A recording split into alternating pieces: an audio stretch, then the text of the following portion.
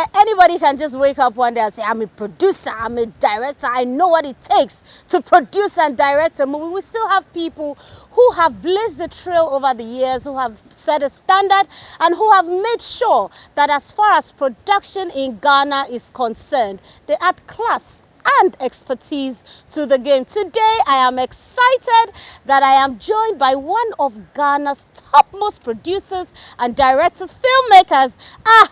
My English don't land. Ladies and gentlemen, join me to welcome Mr. Ivan Quashigah. How are you, sir? Woo! Yes. In fact, if I had the power, I would ask you to stand up wherever you are in your homes, just so that we can give him a standing ovation because he deserves it. How are you, sir? I'm fine, thank you. Oh, you look very, very wonderful. You know, the very first time I met you, you were very warm. You were so. I was like, the things I've heard about this man. You know. So we want to know, how did production start for you? How did production start, as in before I went to film school or after film school? Before you went to film school. Before I went to film school, yeah. I've always said it. I was born in a house in Keta that shared a wall with a cinema house called Croydon Cinema. And that cinema house was turned into a school, a primary school. But then the projection room was there. So we could wander into the projection room to look at the old film strips. But then also across the road was this cinema house called Premiere. So when we were growing, we were able to go watch films there. And the way we were able to do that was to take the cinema board. You know, when they bring the posters, they put it on a board, and we had to take it around town and ring a bell in the town to announce the fact that the cinema was in town and people should come to watch.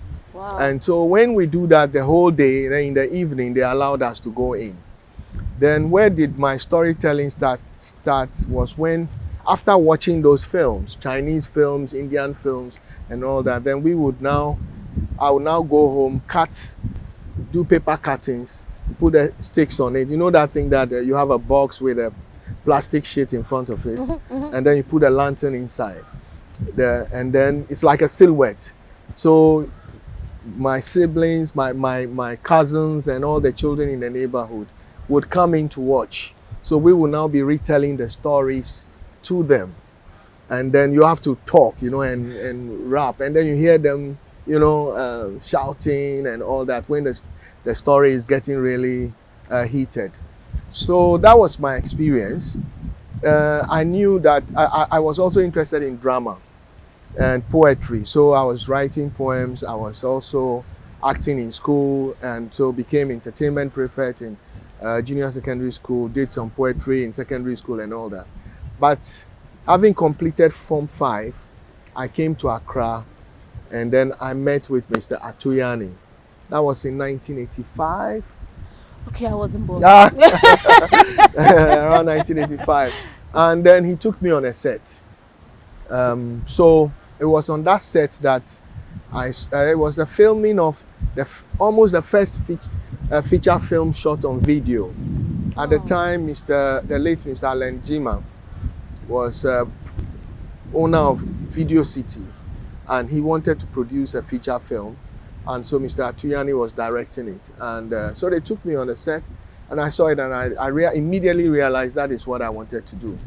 And so whilst my mates were talking about going to Legon and UST and other places, I knew where I wanted to go to, NAFTI. And that's why I went to NAFTI. Interesting. Before we go into NAFTI's gist, was Things We Do for Love your first production? Yes, to say, not really, because when you go to NAFTI, you tend to produce your school projects. And then when we finished NAFTI, during the time that we were having a film festival, there was this man called HM. I am sure those who are in the film industry, they know HM Films. He comes from Takoradi. He had come to the film festival and had a story and wanted some students to help him produce it. And somebody told him that we could do it for him. So his first film, which was, oh my goodness, Double Cross. Wow. We were students that he took to Takoradi, and then I was the director, and then I had my camera crew from my film, editors, sound, and all of us. We went as a team and shot it for him. So we stayed in Takoradi for a couple of, about I think 2 weeks, and then came, and the film was a massive success. Was, I mean, a record-breaking film at the box office. That was basically the first feature stuff that I did. But then, looking at the trouble of when you have to find money to shoot the film, and then you have to edit and all those things, then try to distribute it yourself, like go to all the cinema houses. I'd also worked on Mata, Our Missing Children. When I was in second year, one of our lecturers, the late Mr. Wallace Bampoado, was shooting his feature film on video called Mata, Our Missing Children. It's a popular film. And then out of the blue, he said, "You are going to be my assistant director." I was in second year. And honestly, all the key crew were all lecturers. I was the only student that was with them, working with them. And I studied so much. I learned so much from observing these people work, especially Mr. Bampoado, who gave me the impression that the script was just like a clay in your hand, and you decide how you mold it. And so he would have the script, he knows what is supposed to be done, but right on the set, he adds a lot to it. And so that is something I had learned quickly from him, and that is what I employ to most of my films. So I also worked on some commercials for Mr. Atuyani, for the late Dan Kema. I was going out with all these senior people in the industry. I was always on set helping, carrying things and cleaning, washing and all that, and learning. So when it got to my turn, I was already prepared. Interesting. Sometimes I get lost because I hear things like 1985, and I'm like, what happened? Okay, sir, you've been very consistent. I mean, for over 30 years. Oh, no. Almost. I heard 1985. Oh. Now I want to reduce it. Please don't. You've been in the game for a very long time. Since you don't want to work with numbers, but it's more than 2 decades. How have you managed to be consistent? Our part of the world, film, we are still evolving. So you don't tend to make a lot of money, so much money that you can say you are taking a back seat. You have to, as long as you have to pay the bills, you have to work. And consistency is the currency for excellence. I mean, I believe that one of the things my dad taught me was to continue to be passionate about what you do. If the day I stop dreaming and thinking about any production I'm about to do, I think that would be the day I should retire. Oh, wow. Do you understand? Talking about retirement. Because if I just get up and show up, then my spirit is not in it. I become very emotionally involved in whatever I'm doing. I try as much as possible, put my whole being into it. And so it does not allow me to just go home, sleep, wake up the next day and show up and say, what is happening? I mean, what is going to happen? Before I get on the set, I should see the film in my mind's eye. I should see it before we take the first shot. But do you see any of your children, following your footsteps? Yeah, my son suddenly wants to, and recently shot his first short film. Oh, wow. Came up with a story on the fort in the Volta region, Keta, called Fort Presenstein. Wow. And so we went to shoot it in the fort. Though I had to, follow him and help him along, but he displayed a lot of creativity, and I thought that, well, if he tries, he would. But I don't try to push any of them into doing what I want them to do. That is how come one of my daughters is in uni, but she's just suddenly started doing what do they call it? Fixing hair, wig hair, which she's selling to her colleagues and making some money that she's not telling me how much she's making. That's her money. That's her money. And then the younger one does fashion. She started doing. She did her first fashion show at 12, when she was 12. So 12, 13, 14. Every year she hosted her fashion shows. Okay. I hope I get invited to those fashion shows anytime soon. So from somebody who started by cutting pieces of paper, stacking them, using the lantern, to somebody who is using some of the most, should I say, expensive and well-equipped studio now, how would you compare production then and now? And now, yeah, I was just telling you how difficult it was those days. When we were shooting things we do for lab, for instance, there were just about 2 or 3 Betacam cameras in town, and so you had to go and book in advance. And mind you, those days we didn't have a mobile phone, so you literally had to drive to the house to tell them that we would want to rent your equipment. And those days, because we paid from the office and it takes some days to be paid, when somebody went there with cash, you could go the next morning and they would tell you that somebody had come with cash and taken your equipment. Then you now had to go around and tell everybody that the shoot has been cancelled. Now, having done that, managed to shoot, then post-production was limited to quite a few places. We had Du Bois Center, we had Nankani Studios, and then we also had, then later on, Abraham Ohinijan came, and then we had the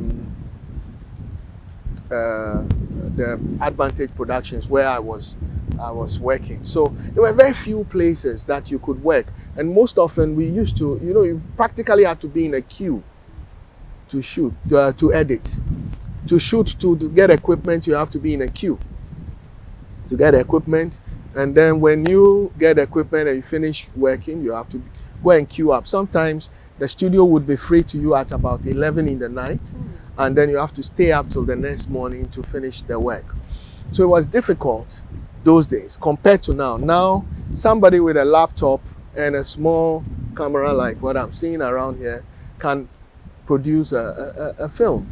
Most of the films that we are seeing, including television programs, are shot on miniature cameras, and those cameras are far more advanced than the cameras that the big bulky ones that we were using when we started work. Where we shot a commercial for a hand wash. I don't know if you remember that hand wash.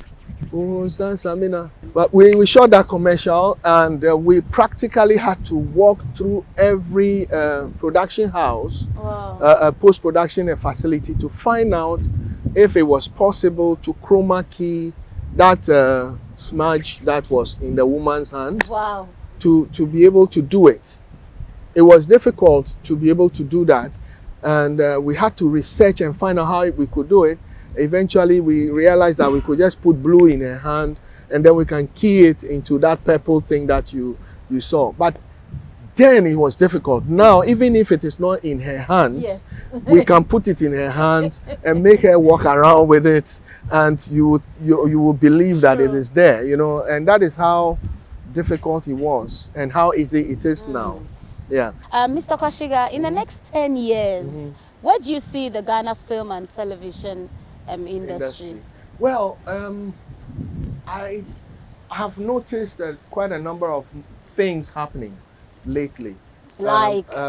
We have the National Film Authority, which is also, which is one of the things that our forebears, those that were ahead of us, Mr. Kwanzaa, Achiani, all those great guys, clamored for. They fought for it for years, and well, it's coming to reality.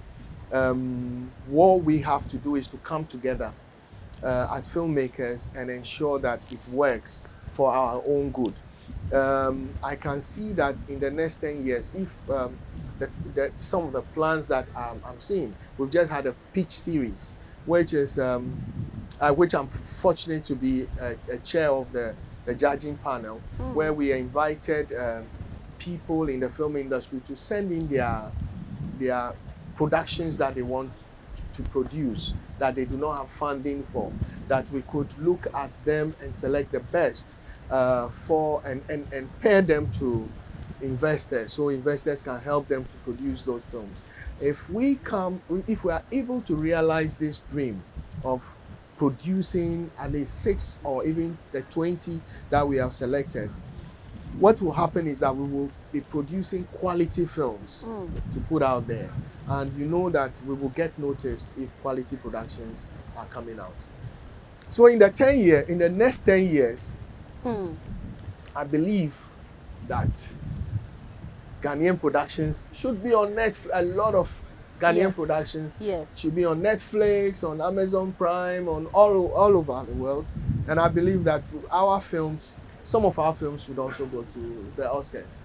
What is it that we need to know about Strike? What is Strike all about? Just tell us everything about Strike. All right. Strike is simply a story about an educated graduate who is unemployed and is busy looking for work. And on the day of his penultimate interview, he sees a thief stealing a girl's bag and decides to go after the thief, and ends up getting late to the interview. But fortunately, the person whose bag was stolen is the daughter of the owner of the business. So even as there is no opportunity for him because he got there late, they managed to get him the position of a driver. And being a first-class student, graduate, he had to consider whether he should become a driver or not. He does agree to become a driver, and then he's offered to be the driver of the girl. And then sparks starts flying. So it's a driver, Madame Boss love story. Kind of thing, yeah. It sounds very interesting, and I'm sure by now people are already going to look for where and how to watch Strike. Interesting. So how is it available for people to watch? How is it available? So we are coming out with an app called Farmhouse Movies, which people can subscribe to. You can download on Google Play and also on Apple App Store. I believe that Strike is being done to be able to create the opportunity for us to start shooting feature films. And for me, that is the reason why I left the advertising industry to come into to start set up my own production house to shoot feature films. But when I look at it, it's not been conducive enough.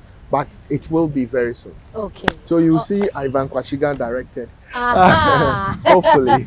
We're looking forward to it. In all your dealings with actors, actresses, which one would you say gave you the most tough time? There are many. Tell us. There are many. I like gist. But one of the most difficult, it was like the baptism of fire, was when I was doing my final year film in NAFTI. And you know, we students, we were now learning, so there was a bit of delay. And my production manager, we were shooting in Christian Village. Then it was a forest. It wasn't really developed like it is now. And we were waiting on set for food. The production manager had gone with the bus, and we were like no man's land. And when we were ready to shoot, I turned around, and then my actress, who was an old elderly woman I took from School of Performing Arts, all gray hair, she was not on the set. And then we started asking, and then we found out that she had gone back to the school and she was angry with us for delaying her time. So we went to the school, and then we were begging. So and I think she just wanted to punish us. So she was walking around the blocks, and each time she comes across a group of people, then she'll stop and blast us, and then we kneel down and begging. Was she not tired? So we were kneeling down around the blocks, begging her until somebody Wow. begged her for us, and then she jumped on the bus and we went to shoot.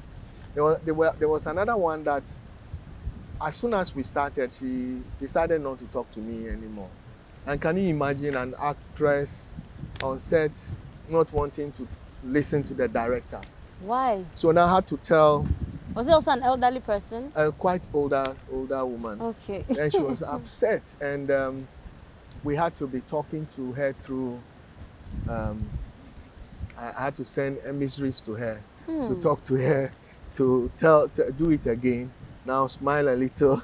Oh, wow. They do this. Oh, wow. It was, you know, some of those things where, I mean, you look back and laugh, but they really drain you. By the end of the day, when you get home, you just don't want to talk again. It's so tiring. If you woke up one fine morning and you realize that you are the only person left in the world, what would you do? Hey, what would I do? Maybe would there be a work plan? Food. This man did not disappoint.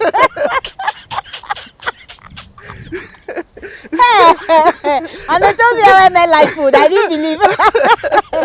Okay.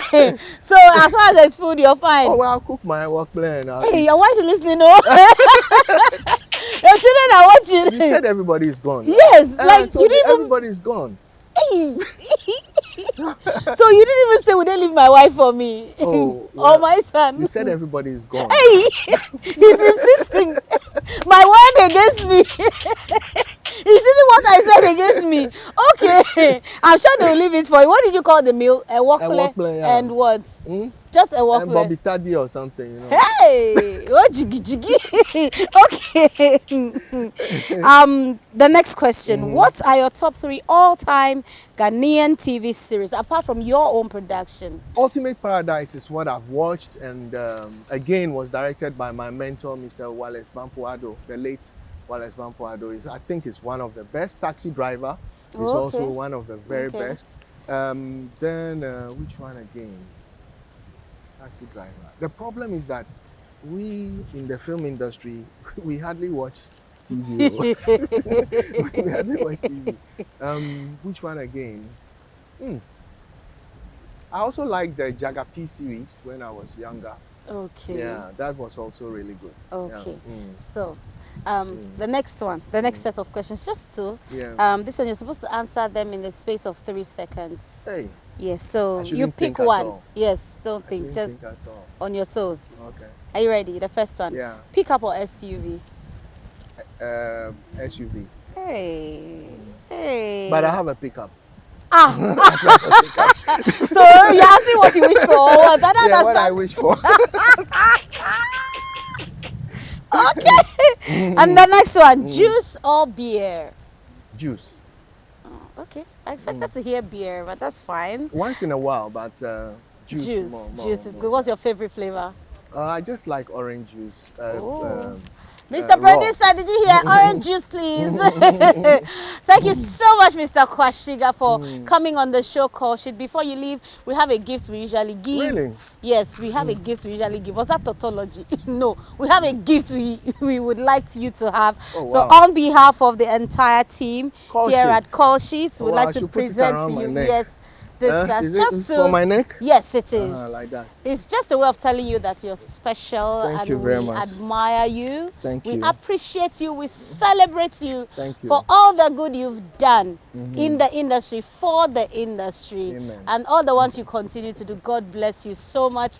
And we're looking forward to having you again because we know you're still working. Yes, I'll You bring still- some more work here. Yes, we would always be glad to have you. Thank you so much for gracing our screens this beautiful day. yeah. And we wish you all the best in all your endeavors. All right, it's been an exciting show. It's been an exciting program, Call Sheets. Don't forget that you can send all your questions, your reviews, your opinions, your everything. But don't send nudes. info@agacommunications.com. Yes, we are always ready and open to, read all the critics. Like Mr. Quashigah rightly said, any good person, any good producer would always want his work to be criticized. Thank you so much for joining us once again on the show. Join us same time next week, same station. My name never changed. I'm still Jacinta. Because I'm sitting with a big mouth today, I'm behaving myself too much. See you again. The program is still called Shit, and my name is Jacinta. Mwah!